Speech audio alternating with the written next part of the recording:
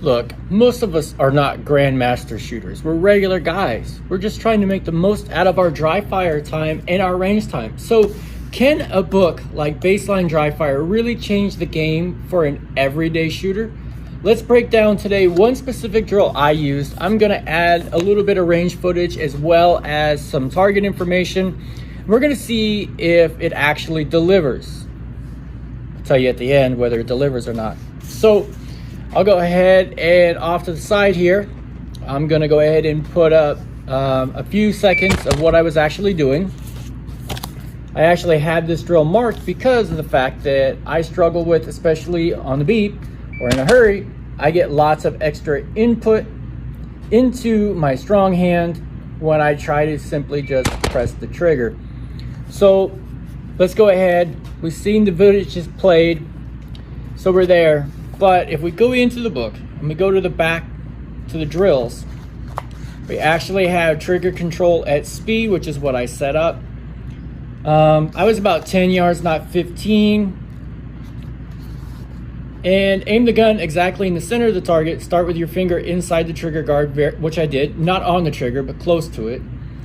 You may not apply pressure or prep the trigger, which I did it. This must be done at speed.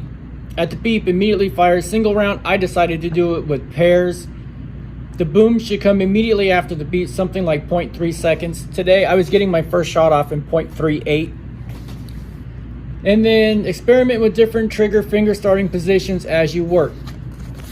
The great part about this book is now I'm going to take my range time. I'm going to get my confirmation here.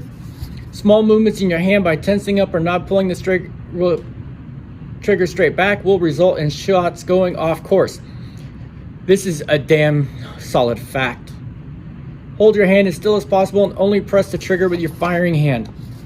I did more than what's in the video, and I'm going to show you the complete target because when I slowed down and stopped worrying about everything, just focused on the target, then my only concentration was trying to make the dot not move as I pressed the trigger. Low and left hits are caused by pushing into the gun with your firing hand. Okay, now this is my actual target from today. I was aiming for the center, and sure as shit, as I started doing the drill, I was pushing low and left, low and left, low and left, low and left. Then I was pushing less low and left, less low and left, as I actually tried to make the connection between my mind and only my trigger finger. The more I tried to interject more stuff in here, the less it worked. So that definitely cleaned that up. But now, how am I gonna go back and go to my dry fire? Well, I'm gonna go right in here and I'm gonna actually pull up the drills for pressing the trigger while not disturbing the sights or disturbing my dot on the target. And some of the ways I'm going to do this is I am just literally going to press that trigger with more force than what's needed to actually fire the gun. So trigger press confirmation is what I'm literally going to work on. The key focus and confirmation is on executing a smooth, clean trigger press while the sight is floating where you want it. This method emphasizes confirming that you press the trigger back in a controlled manner, which is why it is sometimes called the press confirmation. So in a nutshell, from just an average guy who's just barely with steel challenge, almost shooting clean C's all day, which isn't a big thing, but it's a big thing to me. Actually getting this book has made quite a difference. So no, I don't have copies in the shop to sell you. I just want to highlight a product that actually does everything. As long as you apply yourself and put in the effort, this product will get you results. I have started shooting some USPSA style practice, not actual matches or anything, just made up courses with a friend of mine here in town that shoots on a far higher level.